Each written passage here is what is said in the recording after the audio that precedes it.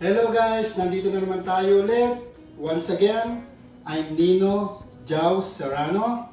So, ngayon ang gagawin natin ay bangus sisig.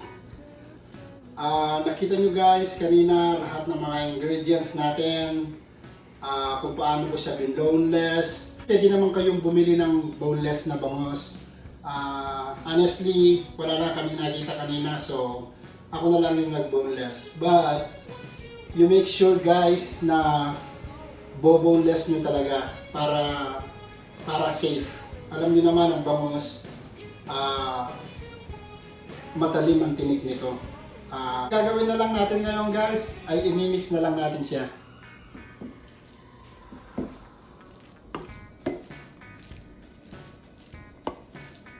Ayan, pagka-mix natin, iinit na natin siya sa ating kawali. So kung meron kayong sizzling plate sa bahay, pwede nyo siyang gamitin. Actually gusto ko kumain dun sa may sizzling plate, pero pag nilagay ko guys, sigurado mag-uusok kami dito. Meron kaming smoke detector. So ang gagawin ko ngayon, iinit ko lang siya sa kawali, tapos ilalagay ko na sa plato.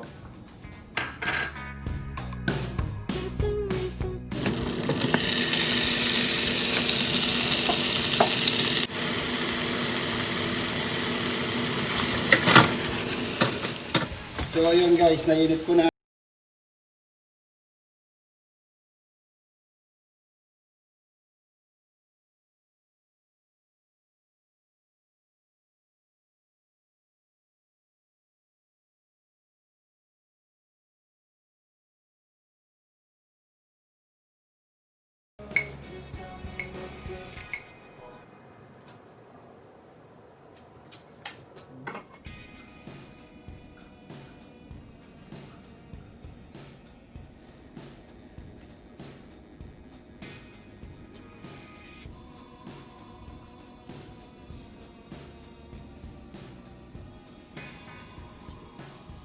Ayan guys, natapos na natin ang ating bangus sisig.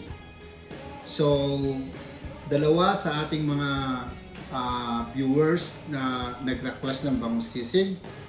Ayan, nagawa ko na. Nagawa ko na ang inyong request guys. Bago nating tikman to, gusto ko muna magpasalamat sa ating mga nag-subscribe sa aking channel, sa lahat ng mga nag-like, nag-share, at of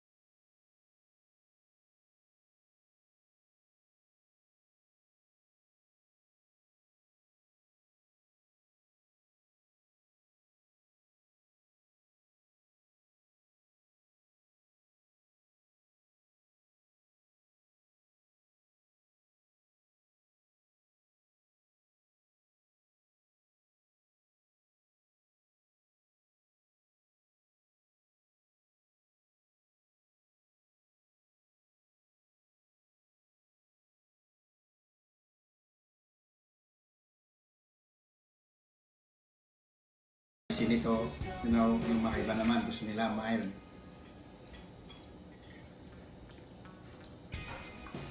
Masarap siya guys. Masarap sa kanin. Masarap sa kanin to. Panalo. Sa beer, pulutan, panalo din to. Kaya follow lang the instructions guys.